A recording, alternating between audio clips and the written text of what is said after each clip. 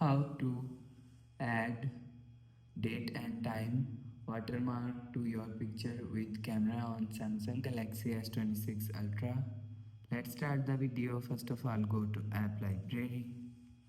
Here click on camera app and click on this four dot icon. After click on this four dot icon, click on settings. Now in camera settings, scroll down and click on again. You will see watermark is here. Click on watermark. So you will see, if you want to add date, click on date. You will see date is add. If you want to add time, click on time. You will see time is add. So if you want to add customized text, so click on edit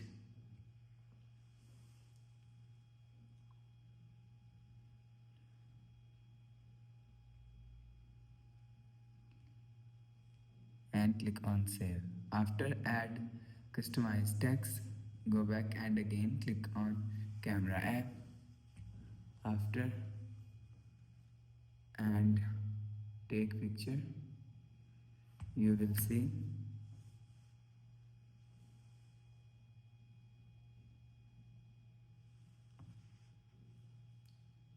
holidays in Bali, date and time.